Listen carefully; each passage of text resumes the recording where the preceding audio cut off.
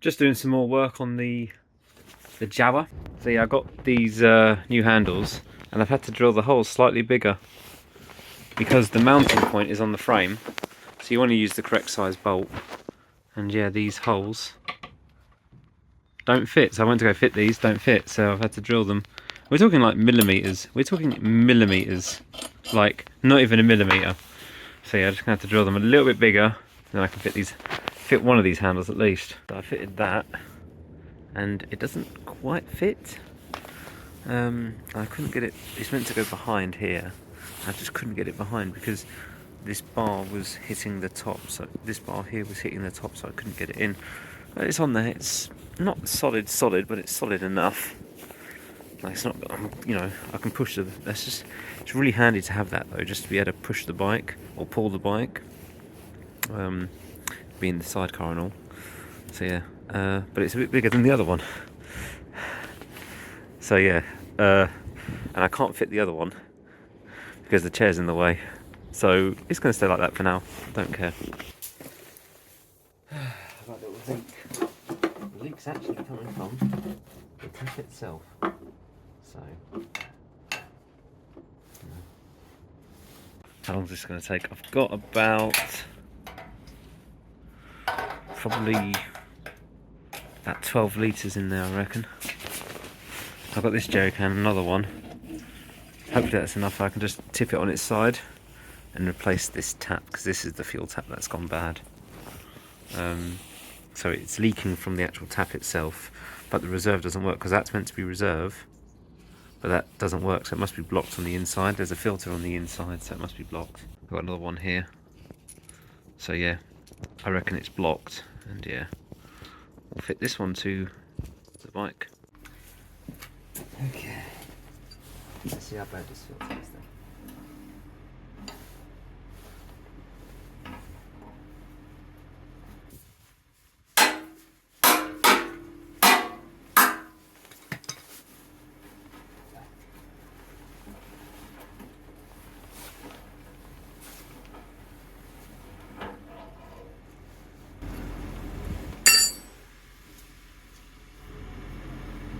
Well, no filter for starters, and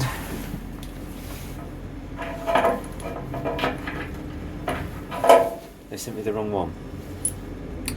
So double fail on that. This is the one they sent me, and this is the one that's in the tank.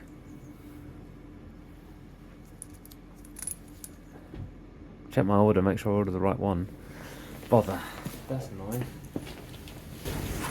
Check the petrol tank off, change this, and we can't even change it. I don't, luckily, have an inline fuel filter. Why doesn't my reserve work? Yeah, in here, there's a load of crap in the bottom, so that's why my reserve is blocked. I'll give it a little blast with some carb cleaner and see if that can get it out by that.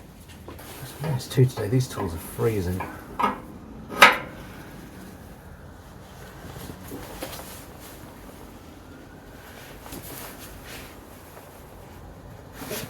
Make sure this is all nice and tight.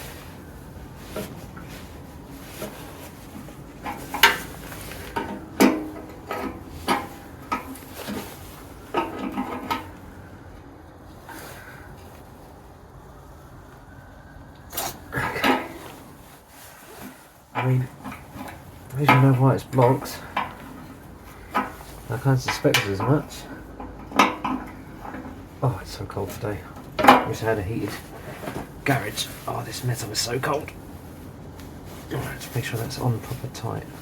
Any fuel leaks. Right, let's see.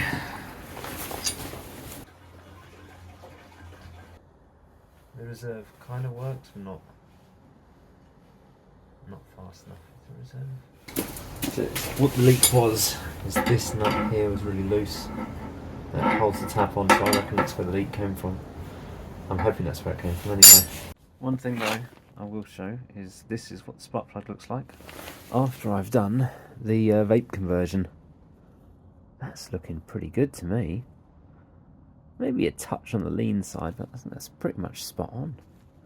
Yeah, I'm really happy. Before it was a bit darker, it was definitely a bit more fouled up. That's pretty good after like 100 odd miles as well. I've done 150 miles since I put the vape kit in. It's pretty good mixture of riding. Right, so that was a bit annoying. Couldn't do that in the shed. Anyway, so been seeing this online, and they're about 70 to 180 pounds depending on which material you buy it out of, which is quite expensive for a rack that can't hold that much.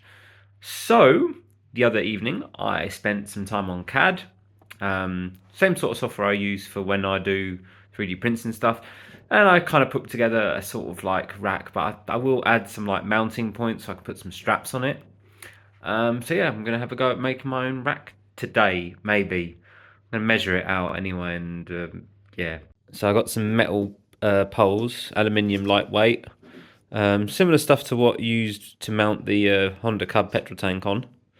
And I got 2 meters of the stuff because I think I need 80 centimeters for the frame, and then a little bit more for the box. So yeah, I got 2 meters. Right, let's measure thrice, measure once, cut twice, whatever. Yeah, I'm doing this inside today because yeah, it's -1 outside it is at the moment, and it is snow on the ground, so I don't want to go out there at all. Right, so that's just the sides. It's annoying, couldn't find my blinking battery. I don't know where it was. Oh, I still don't know where the other battery's gone. I've got 2 of them. Don't know where the other one's gone. Right, have to have a remeasure on this because 40's too big. It needs to be 35. It was very cold outside, so I went outside and cut these up. Nice and flush at the bottom, shall we say? Not at the top, but the top bit doesn't matter too much because the bottom bit is where I want to meld a little rack for it, as you saw in the picture. So I just need to cut and measure out 2 more brackets, which need to be 20 centimeters now. And then we've got the frame for how this is going to attach to the back of the